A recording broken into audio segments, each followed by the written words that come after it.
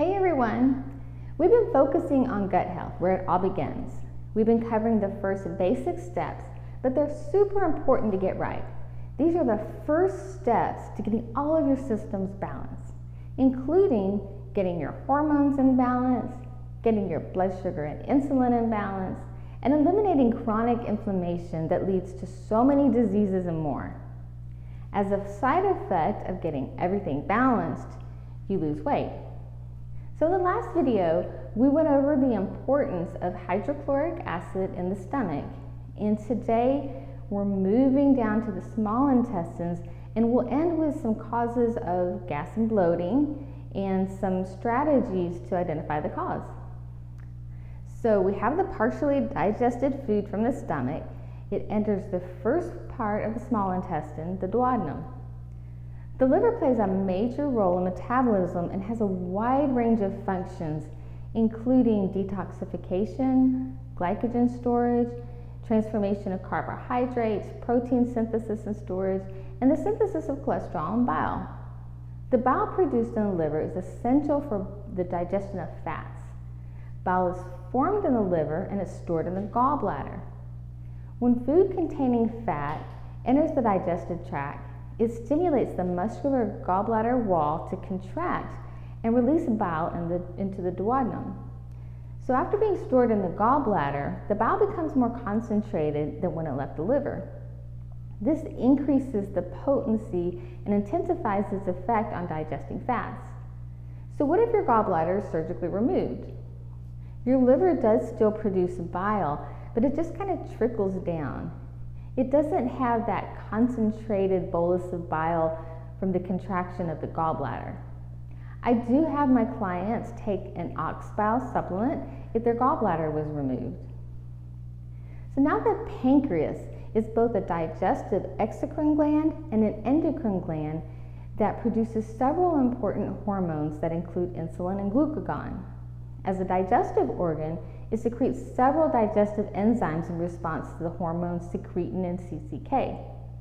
Protease enzymes digest proteins, lipase breaks down fats, and it requires sufficient quantities of bile from the liver to efficiently break down triglycerides and absorb fatty acids. Amylase breaks down starch.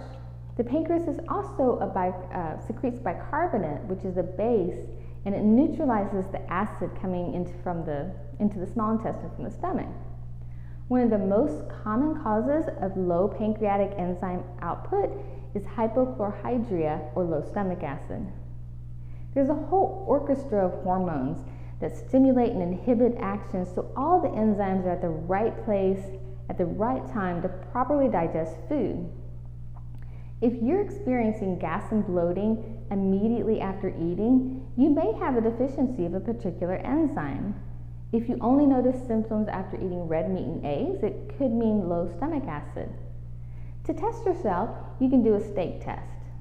Eat a steak all by itself with obvious fat trimmed off. Check how you feel over the next few hours. If you feel tired, have abdominal bloating and gas, or acid reflux, you may have low stomach acid. If you feel good, you likely have optimal stomach acid. If you only experience symptoms after eating fats like butter, coconut, avocados, and nuts, it could mean poor bile flow. Symptoms after legumes, cruciferous vegetables, and fruit could indicate poor pancreatic enzymes. Some other causes are bloating, H. pylori, small intestinal bowel overgrowth. Food sensitivities can cause gas and bloating. In this case, you're more likely to notice symptoms a few hours after a meal. They can also cause a ton of other symptoms like feeling tired, joint pain, headaches, and weight gain. The most common food sensitivities are gluten, dairy, eggs, soy, sugar, corn, and nuts. Doing an elimination diet is the best strategy to figure out what your food sensitivities are and to notice what food may be causing your symptoms. Most people will need some form of enzyme replacement, at least while we're getting the system back into balance. When you work with a functional medicine practitioner, this is done methodically based on history, symptoms, and functional medicine lab studies. So I hope that was helpful. If you have any questions, drop a comment below or reach out. Have a great weekend.